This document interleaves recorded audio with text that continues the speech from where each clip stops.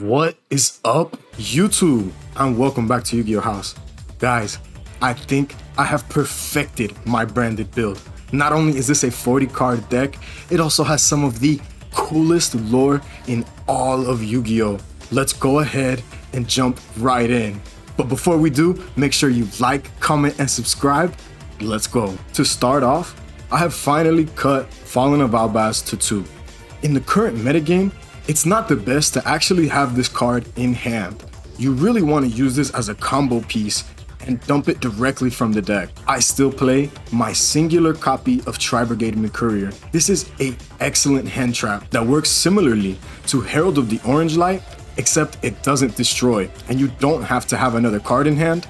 You just need a monster that has Fallen of Albaz as material. Blazing Cartesia the Virtuous. Finally, we have gotten the next stage of Ecclesia, and this new form absolutely takes the cake. Being able to special summon herself from hand whenever you have a Fallen of Albaz on the field or in grave makes this an awesome extender. Not to mention she's still a level 4, so you're still able to normal summon and get that fusion effect off. And if worst comes to worst, she's still a tuner monster, so make sure you stay tuned for that extra deck. Albion the Shrouded Dragon is the best way to keep your deck from being OTK'd through something like Raigeki or Lightning Storm. Being able to dump Branded Opening directly from the deck to draw a card is just way too good. Of course, this deck would not be competitive without 3 copies of Alubra the Jester of Despia. Being able to always see this card, whether through opening the card itself or getting to Branded Opening, assures that you have a solid way of getting the Branded Fusion. Next, I have 2 Despian Tragedy. Even with the Ishizu cards milling your deck, I still don't see a reason to play this card at 3. It is incredibly suboptimal to actually open this card, and it's why I don't like playing cards like Allure of Darkness. One of the key combo pieces is Ad Libitum of Despia. This card is still incredibly explosive. Being able to bring back a Mirror Jade after you've already used its effect, to be able to use the effect twice in one turn because of how Mirror Jade's effect reads. Luckily, this card hasn't been hit in any sort of capacity on the ban list. I'm assuming it's because of how powerful Ishizu Tier Limits is on its own, regardless of whether they splash the Despia branded engine. But this card is your win con. It snowballs so much advantage for your deck, and with the Bystro engine, being able to send Bystro Lubellion directly from the deck makes for some really serious advantage. Between Branded Opening, Alubra the Jester of Despia, and the actual 3 copies of Branded Fusion, you are playing essentially 9 copies of Branded Fusion. Being able to constantly see that card makes this deck highly consistent. Branded in red is still necessary to the strategy, even though the play does get disrupted by the Ishizu monsters like Keldo and Mudora. I have seen a lot of builds decide to cut Branded Lost, but Branded Lost is just way too powerful. It's essentially a magical meltdown for the deck. If you order your chain links correctly, it's very hard for your opponent to resolve certain effects while you're fusing. Not to mention, Branded Lost searches for those 3 monsters I showed you earlier: Tri-Brigade Mercourier, Albion the Shrouded Dragon, and Blazing Cartesia the Virtuous, allowing for some very powerful extension. I do still like to run the singular copy of Branded Banishment. Like I said before, targeting the graveyard in this format has become incredibly hard to do.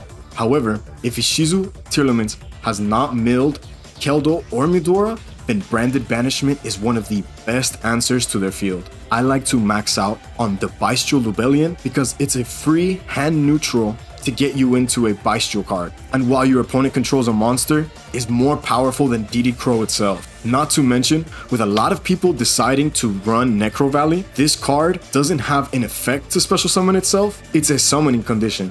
So even in graveyard, Bystro Lubellion is able to special summon himself out of it, put Branded Beast face up on your field, and pop anything that you can target. Bystro Magnemite has to be one of the most powerful super rares ever printed. This card just snowballs in advantage, especially when you're able to set up your spell and trap in Rebranded and Branded Beast, because you're able to recycle this card constantly from the graveyard. And the name of the game is card advantage. You want to be able to use this card proactively, so I rarely banish anything that I have in grave when I have this monster in hand. Because in reality, you really don't want to thin out your own graveyard. As you can see, 3 Bestial Druiswurm, 3 Bestial Magnemite, 3 Bestial Lubellion. This deck, you really don't want to face Ishizu Tearlaments. With so many inherent counters to your deck built in through the Ishizu engine, you want to make sure you are just as prepared to counter their strategy. And it's also great to mention that Bestial Druiswurm has some really nice synergy with Branded Beast, being able to pop a card and then in a new chain send a card. To round off the Bestial monsters, I'm running 2 Bestial Saronir. This is the Bestial with honestly the worst effect. What you're using it for mainly is to send Branded Regained, or if you already have that engraved, I like to send the Bestial Lubellion. Branded Regained and Branded Beast. These cards are so good, they're getting splashed in decks that can't even genuinely search them. But what gives Branded Despia the advantage is that a Luber can search these cards as well. Branded Regained has 2 excellent effects. One, to draw you a card when a light or dark monster is banished, and its second effect is if your opponent normal or special summons a monster, you can special summon a Bestial from grave, setting up Branded Beast, which, once per turn, you can tribute a dragon monster to pop a card, which is excellent outs to things like Necro Valley or Mystic Mine. I mentioned it before, the name of the game is card advantage. Frightfur Patchwork is a +1. Being able to just use this card to search for 2 cards, and one of them being a way for you to fuse, is just way too good in this deck. I've not felt comfortable enough taking this package out because of how much synergy it has with deck itself. Edgem Chain can get you into Frightfur Patchwork, so the engine replenishes itself, and rounding off a 40 card deck. 2 Polymerization. Now, getting into that extra deck, I like to run 1 Alba Lenatus, the Abyss Dragon. I've seen a big resurgence of Dragon Link players, and this card allows you to contact fuse with their entire dragon board. Not to mention,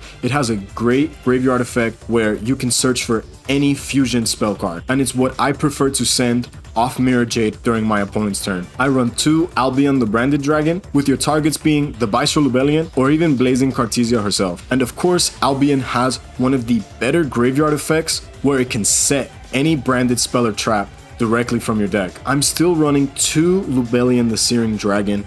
I have bumped this number up from playing just 1, but honestly, I would almost always miss the second one. Having to discard a card, especially as cost, is not the best in this deck, but it is at the cost of being able to shuffle back Fallen of Albaz into the deck, which is just way too good. 2 Mirror Jade the Iceblade Dragon. One of the best answers to Tearlaments monsters are actually banishing them, especially cards like Rule Kalos and Collider Heart, seeing as they float when they get sent to grave. For our Despia fusions, I still like to run the 1 Masquerade the Blazing Dragon and 1 Despian Queritus, both having 2 very good effects and solid super poly targets. Post side, Masquerade the Blazing Dragon tacks on 600 life points as cost to your opponent's effects and can make it really hard to play once you've already inflicted battle damage. And Despian Queritus has one of the best effects when being sent to grave in special summoning a Fallen of Albaz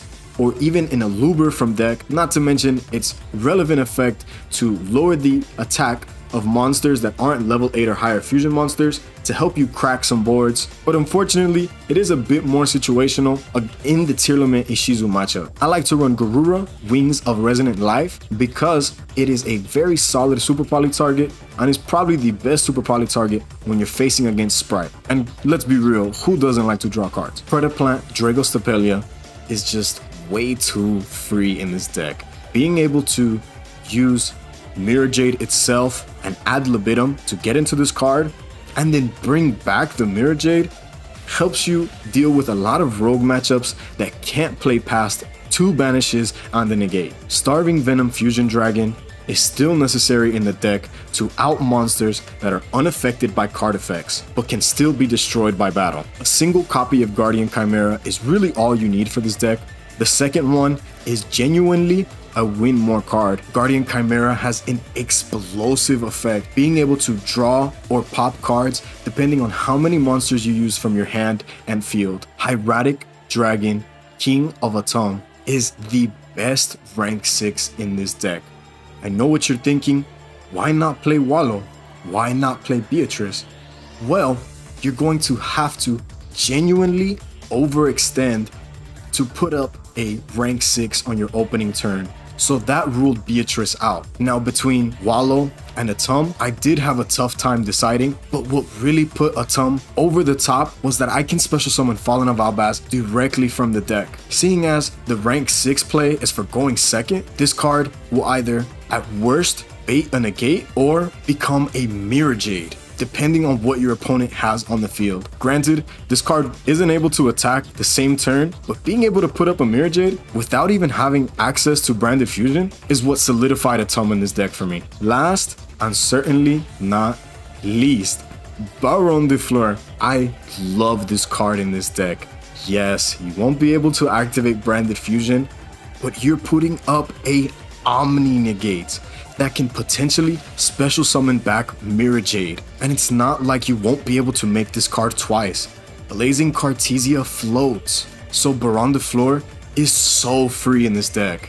Now, getting into our side deck, the elephant in the room is time. My locals is absolutely infested with the Shizu Tearlaments, so running Super Polymerization in the main deck has hindered my strategy pretty hard, so I demoted it down to the side deck for matchups like Sprite and more rogue strategies like Exo Sisters. The best going second card in Yu-Gi-Oh! Evenly matched.